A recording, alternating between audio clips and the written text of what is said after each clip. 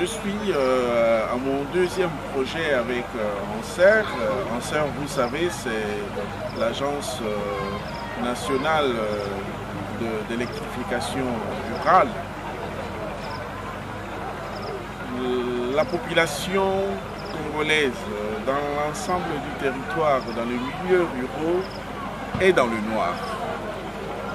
Je ne pense pas que le taux d'éclairage et d'électrification dans le rural ait dépassé 2%. Voilà pourquoi je ne peux qu'être dans la joie. Je pense que je suis l'évêque le plus gâté, parce que dans l'ensemble de la République, je suis celui qui a reçu une centrale à Ipamou et maintenant j'ai une centrale ici à Kilembe. Et ici à Kilembe, l'installation qui a été faite avoisine 62 kVA. Pour cette population, c'est vraiment un autre monde. Je vois les enfants qui sont en train de jouer, les élèves, comme on l'a remarqué à Ipamou, qui n'avaient qu'1 heure ou 2 heures en soirée pour pouvoir étudier, ont maintenant l'électricité, ils peuvent étudier en soirée, faire leurs travaux. La vie en communauté, à l'internat, en famille, dans nos missions, nous l'avions senti, ça a beaucoup changé. Sans l'électricité, il n'y a pas de vie. Sans l'électricité, il n'y a pas de développement.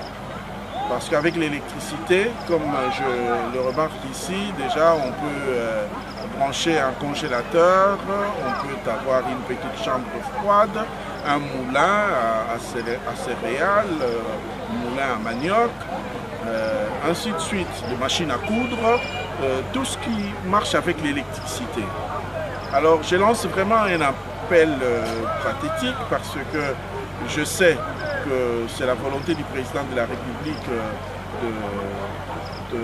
d'encourager Anser à pouvoir réaliser ces projets un peu partout pour que dans le budget national, on puisse planifier cette action. Je suis le premier bénéficiaire, mais je voudrais que beaucoup d'autres Congolais puissent bénéficier de cette action d'Anser. Je dis vraiment grand merci au leadership d'Anser. J'ai signé une convention avec Anser. Il y a aussi des confrères qui ont suivi après moi, notamment l'évêque de Kikwit et celui de Kisantu. Je suis en train d'encourager là aussi les confrères évêques à pouvoir plaider en faveur de leur communauté diocésaine, la population en général, parce que de toutes les façons, comme vous le savez, l'Église catholique ne plaide pas que pour sa chapelle, elle travaille pour le bien social de toute la communauté. Que le président de la République et que le gouvernement congolais puissent planifier, budgétiser cette action. Je vous remercie.